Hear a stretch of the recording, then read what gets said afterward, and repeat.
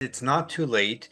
You can't Mhm. change the past, but you still have plenty of years ahead of you. And if you're lucky, as a lot of people are these days, they're able to live into their 80s or 90s. And so that's a long time to make your money last. So you need to be doing what you can now to be saving for your retirement and in retirement as well, saving and investing. And if you have children, it may be that you're now past the point of having to pay for their kids' college education. Welcome to another Finishing Strong podcast. If you haven't joined us before, Finishing Strong is dedicated to helping people transition from working full-time to something else and to integrate their faith with their new purpose. I'm excited today to be joined by Richard Eisenberg, founder and former editor of Next Avenue and former executive managing editor of Money Magazine. The author of two books, How to Avoid a Midlife Financial Crisis and The Money Book of Personal Finance. Richard, who's 68, continues to be a writer, adjunct professor, and speaker. Today, we're going to talk to Richard about how in 2022, he retired from Next Avenue, but quickly unretired into a freelance life. Using his gifts and his talents and pursuing his passions, Richard continues to encourage people in this season to consider unretiring and pursuing new dreams. In the Finishing Strong workshops, we really don't focus much on financial aspects of this season, but since we truly have an expert today, we're going to take advantage of his counsel. Join me in welcoming Richard Eisenberg. Thanks for taking the time to join us here today on the Finishing Strong podcast. Have just gotten to know you recently. In fact, I forgot to tell you, but when we were talking earlier, been reading and listening to a bunch of your stuff, and then I probably have 1,000 retirement books, something related to retirement, downloaded on my Kindle. And yesterday, I was looking at the Longevity Lifestyle by Design, and I opened it up and you wrote the foreword for it. Yeah, So Mike Crack's book. That's a very nice book you did. Yeah, thank you. yeah, I'm enjoying it. And you obviously have your footprint in lots of different areas in this space. So 2022, you retired from Next Avenue, but almost simultaneously unretired and continue to write, but on your time, on your projects, kind of on your rules. So first of all, just bring us up to date. How is unretirement going? Well, I would say so far so good. When I left my job, it was a full-time job. I had been at Next Avenue for 10 years. I was part of the launch team. I had turned 65 and I just felt like it was a good time to step away and try some new things. So for me, my unretirement is my retirement. And I'm really enjoying it and I'm figuring it out as I go along, but I'm piecing together things. So there's a little writing and editing, and there's a little mentoring and volunteering and a little teaching, a little traveling. And so all in all, I'm having a good time. So what's been great about unretirement, and is there anything you still miss about that full-time uh, daily responsibilities of full-time work? Well, there's so many things that have been great about it, but I would say the best part about it is that I get to work with the people I want to work with and don't have to work with people I don't want to work with. But also choose how busy I want to be and then find ways to stay that busy. And the busy part can be work, but it doesn't have to be. Um, what I miss, I think, is when I was an editor at Next Avenue, I really enjoyed working with writers and talking with them about their stories and trying to help them improve their stories. And I don't do as much of that anymore, and I miss the camaraderie and just the conversations that I used to have. Sure, understand. Well, speaking of Next Avenue, and I want you to tell us a little bit about even the name, where that came from. But I had the privilege of interviewing Julie Fitzinger last fall, who's the current managing editor of Next Avenue. But you were one of the founders. And Yeah. so while plenty of people that are around you and in some of your space know Next Avenue well, um, take us to some of those early days. You and some group of people were sitting around, you caught a vision. created it, you launched it, and well over 80 million people have taken the time to subscribe or at least to read your publication. So take us back to that day. What was that like? What were you guys thinking about Sure. when you launched this? So I heard that PBS wanted to create a website for people over 50, and the way it was described to me was they wanted to do something for baby boomers because that's who people over 50 Mhm. were at the time, back in 2011, 2012. Something for baby boomers that was kind of like what Sesame Street was for little kids. And they were trying to figure out what that would be. And they first thought, well, maybe it's a TV show because it's PBS. And the more they thought about it and the more they talked to people, the more they thought, no, it probably should be a website because there's a lot of information to convey and not necessarily TV. So I was part of the launch team. When I started there, I was brought in as the editor of the Money and the Work channels. And the other editors were doing the lifestyle channel, the health channel, and the caregiving channel.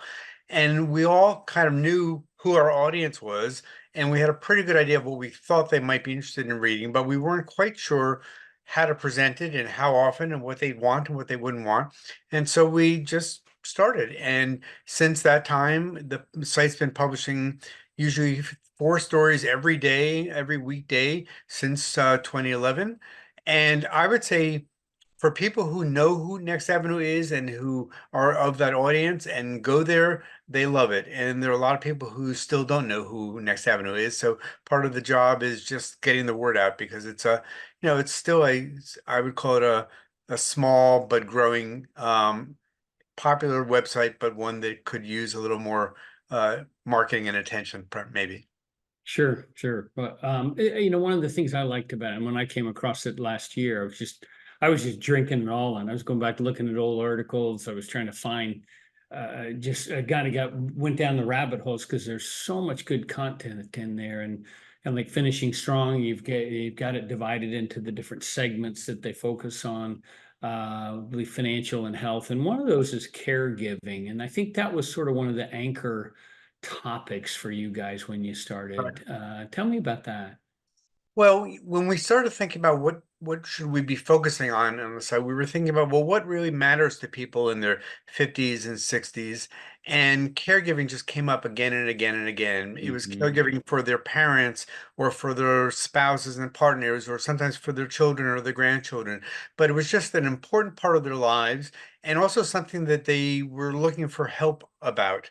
They wanted to hear from other people who've been doing it, from experts on sort of how do you deal with this? What do you do when this happens? And can I keep working? And should I tell my boss? And what's it going to cost? And all that sort of thing. So that has been a really important part of the site and something you don't see on very many other sites, I would say.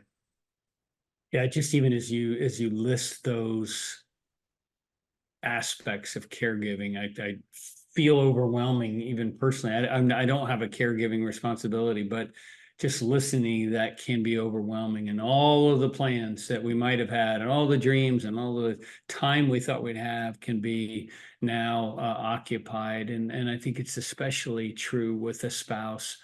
What are some things you've seen people do to manage that well in their lives and to be able to find some and create some balance in their lives? I think the biggest thing I'm hearing is people are saying that yes, it can be hard, it can be grueling, it can be expensive, but it can also be very affirming. It can be Mm. really um,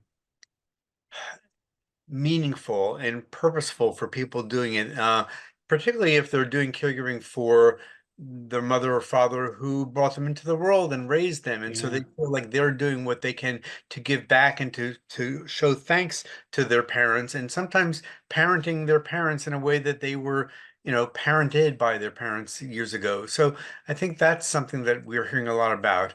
But we're also hearing people saying, I don't know how to keep doing this, or I'm afraid it's destroying my relationship with my spouse or my kids because I'm just so overwhelmed, and it is hard. And so we try to, and the caregiving channel wasn't mine, although I would write some articles for it as somebody who's Mhm. actually done caregiving, and also because I write a lot about personal finances, and often that's a big part of caregiving and work. And so I would try to offer some advice by talking to experts about what people should know, that how common it is that what you're going through, where can you get help, what should you be thinking about, that sort of thing. I would say that in the past 10 years since we started, caregiving has less of a stigma than it did when we began, and people are now more willing to talk about it openly and bring it up to their employers, and the employers are more understanding about it than when we started, where it was kind of a taboo subject. You didn't want to bring it up, and you felt that if you did, your boss would think you were, not really focused on your job. Yeah, yeah. Well, even legislation has helped that. As an HR professional, we're often managing someone who has to take leave that they are entitled to under FMLA, and we process that with them and encourage them, but they've got to take that time away from work for some extended period of time, or maybe it's in little snippets, but the law is in their favor, and that's super positive. So speaking of the financial part of it, at a finishing strong workshop, or even on my website, I focus on everything about leading up to retirement and managing retirement, except the financial aspects of preparing for the financial side of preparing for retirement, even managing finances during retirement. And I don't, because I figured there's experts out there like you who are far better equipped to guide people through this. And so, as former executive editor of Money Magazine and author of the book, The Money Book of Personal Finance, right? You're an expert. And so you can sit down with someone 55 to 60 years old. And certainly at that time, time's not on their side like it was when they're in their 20s. But at that season, however wide you want to make that, 55 to 60, 50 to 60, how would you counsel them on the financial aspects of their retirement preparation? And maybe just unpack some of the things that you would offer, what counsel you would offer to them. Sure. Well, a lot of people that age think, oh, I should have saved more, or it's too late to be saving for retirement. I'm getting close to retirement and I haven't done a good job, so I just have to sort of throw up my hands and give up. And what I tell them is it's not too late. You can't Mhm. change the past, but you still have plenty of years ahead of you. And if you're lucky, as a lot of people are these days, they're able to live into their 80s or 90s. And so that's a long time to make your money last. So you need to be doing what you can now to be saving for your retirement and in retirement as well, saving and investing. And if you have children, it may be that you're now past the point of having to pay for their kids' college education. You might be starting to help pay for their grandchildren's college education, but you may now have less financial pressures than you did before. Your house may be, if not paid off, then maybe close to paid off. So this is the time to really, I would say, rev up if you can, saving and investing for retirement and learning more. Some people say, well, I don't know very much about this. I'm not all that interested. So I'm scared to even try because it's just so complicated. And my advice for that is, first of all, uh, there's a lot of good information out there, and a lot of it is free, either on the internet or in the libraries. So you can educate yourself if you take the time to do it. Also, there are a lot of financial advisors who are very good and helpful to work with you, who may know more than you do, but will hear what you say you want to do and how you've done so far and help you get to where you want to go. So I would say if you don't have a financial advisor, this may be a time to start looking for one, and find somebody that's known as a fiduciary, somebody who has your best interest at heart, not their best interest at heart. They need to make a living, but you also want to be sure that they're looking out for you. Yeah. What would be a couple of the things they should look for in that selection? What would be a warning sign? What would be a green light for you as someone's screening potential financial advisors? Well, I think chemistry is a really important thing. So when you have a free consultation with somebody you think might be your financial advisor, you want to see, are they listening to you when you tell them what you're concerned about, what you're doing, that sort of thing? Are they responding to that? Do they understand Mhm. what you're doing? Do they say they've got clients who are just like that? Or are they kind of out there and only focused on sort of which mutual funds and ETFs and stocks are we going to put you in, and how much money have we made for our clients in the past? And I feel like if the chemistry isn't right, that's a red flag. particularly for women, but especially for couples. I would say you want to be sure they're talking to both of you and equally, and Mm. that there are no stupid questions, and they should want to hear from you. And what I've heard from a lot of people is that they often see financial advisors speak to the man in a couple, but pretty much ignore the woman. And that is a problem, obviously. So I would say that's another red flag. But if you can find somebody who understands what you are looking for and can tell you that they've got clients that they've helped with this same kind of goals you have and will let you talk to some of those, and are speaking your language, then that's somebody you want to try working with. And hopefully it will work out well. If for some reason it doesn't, you're not beholden to them. You can leave at any time and go and find somebody else. But I'm hoping you'll find a long-term relationship with an advisor as well. Yeah, no, that's great counsel. And as you describe those, I'm thankful that the financial advisor my wife and I use, we get green lights on all of the stuff you just Good. described. And of That's course we've great. known them for a long time, and it makes for an easy relationship for us. So I went back last year and became a certified retirement coach, which right, anybody can be a coach, but I took the time to really focus on these areas of someone's life and to take my coaching skills and just expand them into the retirement area. But I'm ill-equipped to provide financial counseling. And I know in some of your communications, you've mentioned that you think there's an opportunity for retirement coaches to join with financial coaches, maybe even almost an obligation that we should be joining together to walk together with the clients we have in common. Can you describe where you've seen that work and what does that look like to come together? Retirement coach, financial advisor. Yeah, I do think we should see more of it, and I'm afraid we don't see that much of it going on. I would say retirement planning is a very siloed profession, which is to say, mostly there are the financial advisors over here and the estate planners over there and retirement coaches over there, and they are usually not talking to each other, and usually one person doesn't have a team, they have a person. And what I'd like to see is that client being the quarterback of the team and having a retirement coach and a financial advisor and an estate planner and a tax advisor who all work Mm. together. Um, a lot of people think that retirement planning is only about financial planning, and so they do Yeah. spend time worrying and thinking about that, but they don't think about all the things you work on, which is what a retirement coach does, which is about the other parts of life, like what are you going to retire to, and how will you Yeah. spend your time, and where will you find meaning and purpose? People often don't think about that much, and the financial advisors usually don't think about that at all because they feel like, well, that's not their area. So I feel like if the advisors and the coaches got together, they could say, well, here's what you want to do, here's how much it's going to cost, here's how you can get there. And if you do that, then you'll be able to do these things you want to be doing with your life and find meaning and purpose. And there's one financial advisor who I've become a big fan of named Tony Hickson in Hmm. Ohio.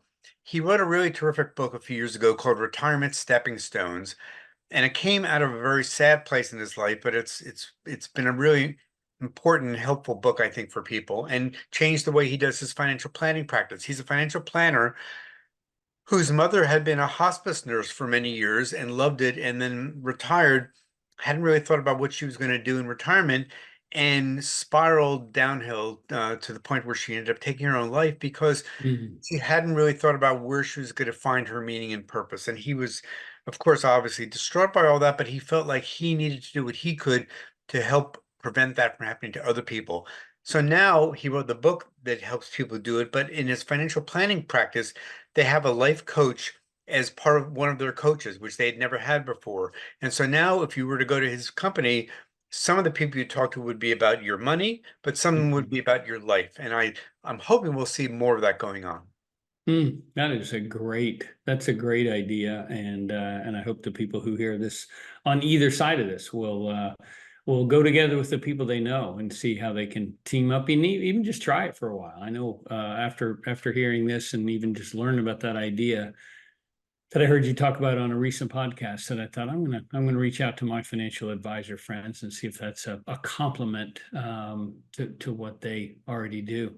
Well, one of the things that we know as we go into retirement, and I think one of my biggest fears was, and for many it is making it to Medicare before they retire. But then once they get to that doorstep of Medicare, people told me it was complicated, but I just kind of thought, you know what, I can figure that out. I figure out a lot of complicated things, but dang, it is complicated, and Yeah. it's more complicated than it should be. So if someone sitting across the table from you, 64 years old, they're getting ready to cross that line into 65 and be eligible for Medicare, what are a few pieces of counsel that you give them to prepare for this transition into Medicare? Yeah, well, so one of the things that I'm doing in my own retirement is I'm writing about Medicare for Fortune.com every two Mhm. weeks. I write about it because it is a very complicated subject that most people don't know very much about, but suddenly you have to know a lot about it to make smart decisions. And some people don't learn enough and end up making bad decisions where they're paying more for their healthcare than they need to, and they're not getting the healthcare that they want. Um, so my advice would be to first um, get and read the free publication from Medicare, the Medicare or a government agency called Medicare and You.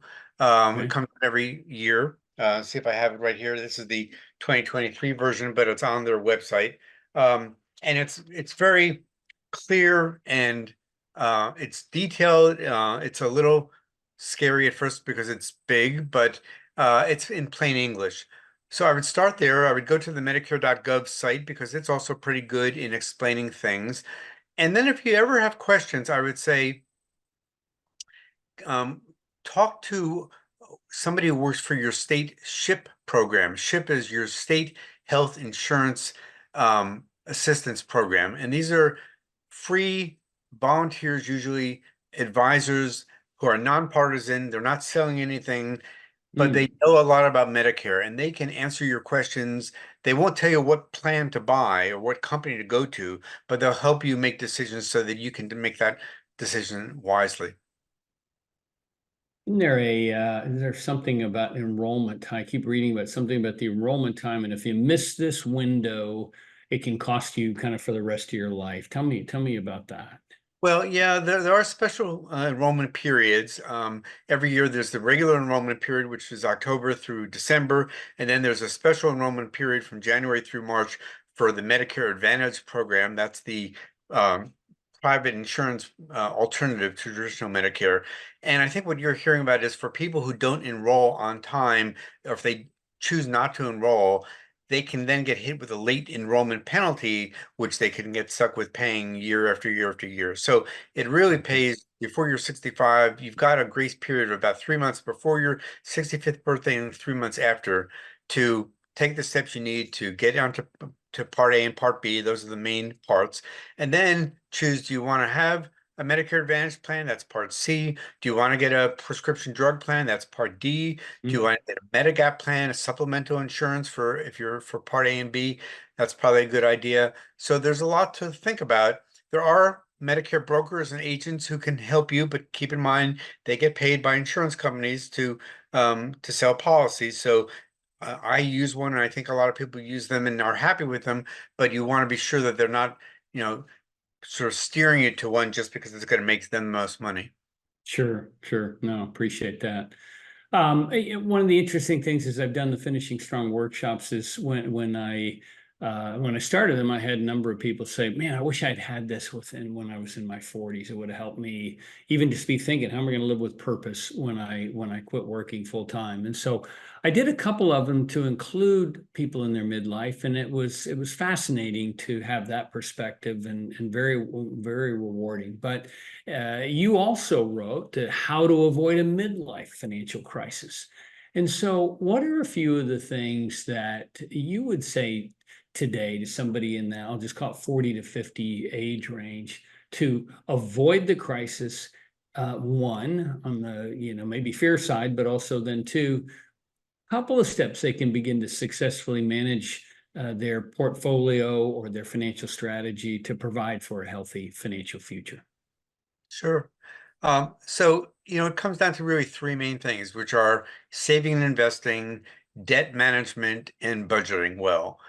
So saving and investing means, investing on a regular basis. If you can do it through a 401k plan, you should do that if you've got that ability. If not, an IRA, whatever you can do, any way you can do it, where you're putting in, if not the same amount of money every month, every year, then, at least doing it regularly, consistently, so that you're not thinking about, well, did I get in at the right time? Did I get it out at the right time? You're just getting in and you're staying there for the long term in a diversified portfolio of stocks and bonds and cash. You don't want to have all of your money in any one thing because that's taking too big of a risk.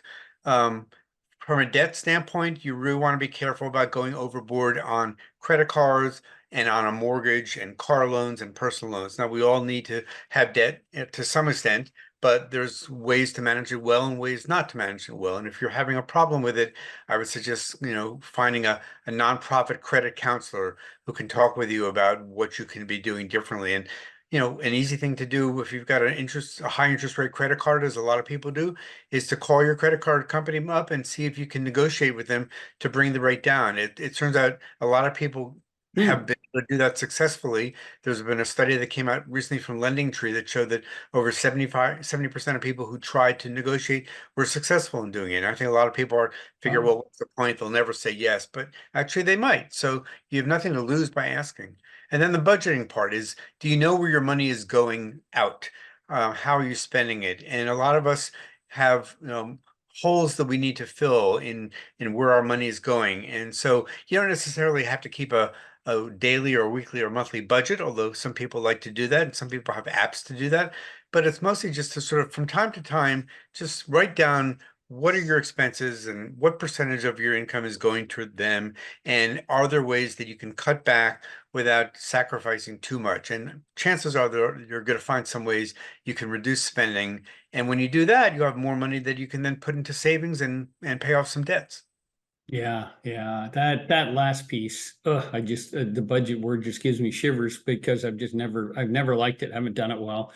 But my consistent question to my friends who are financial advisors has been, how often do you see somebody significantly reduce their lifestyle when they go into retirement and quit having the monthly paycheck? And the answer is zero, right? And we have such a hard time making those changes. And if we don't know what we're spending, then it's going to be hard to know how how we can live on this new fixed income of sorts as we transition. So thank you for that counseling and those three pieces as people look to their futures. So I'm 65 and I can retire, but I've chosen to stay with my company for an extended period. Actually, I really unretired before I retired. I was going to retire this spring, and then we went back, and I talked to the CEO and said, how if we make some kind of arrangement where I stay, but maybe not work quite as many hours as I did in the past." I'm really looking forward to that because I want to stay engaged. I love what I do. I think I'm still relevant, and I just want some more time off to do some traveling. But you talked about this, and this is something I'd love to be intentional about in the company that I'm with.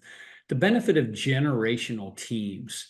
And I think I'm in a generational team every time I walk into the room because I'm always the oldest guy in the room. But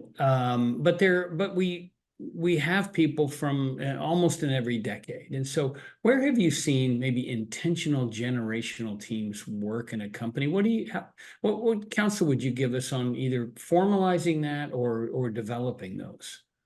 Well, the research has shown that teams with different generations are more productive and more profitable for businesses than teams that aren't. And the reason for that is because each generation has its own skill set and brings something that the others don't have as much of, and they can learn from each other. And also, you can brainstorm ideas, or you can say, if you're an older person, um, yeah, well, I tried that, or we did that once, and here's what happened, and maybe help the younger people from avoiding making some of the mistakes that the older people made. But the Hmm. younger people often will say, well, have you ever thought about doing it this way? And the older people often will say, Joe, no, we've never thought about that, or we've never had the ability to do that. And technology is a great thing. So I would say it's really helpful if you can get an intergenerational team. The tricky part is getting them to work together well because their styles are often different. And it's not that one's right or wrong or better or worse. They're just different. And so sometimes it's a little hard at first for older people who are used to face-to-face conversations and phone calls to be doing what younger people often prefer to do, which is texting, Yeah. uh, and not many are doing email anymore. Um, and so sometimes you just will, if you're an older person, you may just need to change your style a little bit to do more texting than you might have otherwise. And the younger ones may need to do a little bit more face-to-face or phone calls and emails and a little less texting than they would have. And it's a little bit jarring for everybody, but it can be done. Yeah, nah, that's great. I'm really looking forward to trying to formalize some of that and just that concept of that encouragement and the stat that it's more productive. And so I will bring your quote back to our teams shortly as we kind of look You, at putting some of these teams together. you do a little search quickly online, you'll easily find the research that's been done by places like Mercer and the World Health Organization Yeah. and other places that have demonstrated this. AARP has done some really good work too. Okay, great. Thanks for those references. Well, I'm gonna put a number of these references on our show notes, and but I can certainly attest to the articles that you've written for Forbes.com on Medicare. Those are just a whole series. Easy Fortune. I'm sorry. Ooh, bad mistake. But it's just a whole series of articles. If you just want to reference on different topics in Medicare, Richard's articles are super helpful. So, Richard Eisenberg, in the next 5, 10 years, given good health, what do you think you're going to be doing? And do you set goals now to do those over the next 10 years? Yes and no, I would say. I'm 67 and I am freelancing, writing and editing part-time these days. I'm volunteering part-time, mentoring part-time. My guess is probably 5, 10 years from now, I'll still be doing those things, but not as much of any of them. Maybe more. I'm hoping I'll be able to spend more time with our grandchild and our family. We live in New Jersey now. We think my wife and I might move to California at one point because that's where our sons and their wives and our granddaughter live, and we don't think Yeah. they're going to be moving, so we would want to move towards them. Um, but I still want to keep active. I want to stay engaged. I still want to be helpful. And so I know that, I don't know exactly how I'll be doing it or where I'll be doing it, but I know I'll be doing it just probably in a little different way. Yeah, that's great. So on one of the things in the weekend, I borrowed this from Richard Leiter, the Pope of Purpose. He calls himself. He just has some great materials out there. But he says that as you create this next season, your calling or your purpose, he combines what are your gifts and your talents, your values and your passions, and combine those together. And if you really sort through those, you can come up with your purpose. And that's one of the exercises we go through on the weekend. But out of one of those, what's Richard Eisenberg's passion? What are a couple of things that are you passionate about? Well, I guess I'm mostly passionate about trying to be helpful to people. I went into Mm. journalism to try to be helpful. And I've been in service journalism my whole career. Most of the articles that I've written and edited are designed to be helpful to people. And that's what I like to do, whether it's through writing and editing or whether it's through volunteering or mentoring. I just feel like if I can be useful to somebody else, I'd like to do that. And that's what I try to do. Well, awesome. Well, you have been. So do it another 10, 20, 30 years and keep helping us. So Yeah. Richard, thanks very much for joining the show today. I appreciate it. And I will probably extend another invitation for some Medicare unpacking if I can ever track you down again. So I'm happy thanks to very come much. anytime. Thank you, All Jamie. right.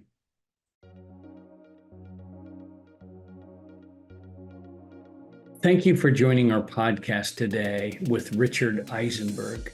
There's so much online about Richard Eisenberg and the things that he's published and written. We've listed his books and his articles in the show notes. Please take a look at those, look up his books, look up his writings, and learn from him. In particular, he's got a great series on Medicare questions that I found really helpful. So I encourage you all to look that up at fortune.com and see the types of articles and education that he provides. You can also learn more about us at www.finishing-strong.org, where you can register for one of our upcoming events, at least as soon as we schedule one, or sign up for a retirement coaching session with me.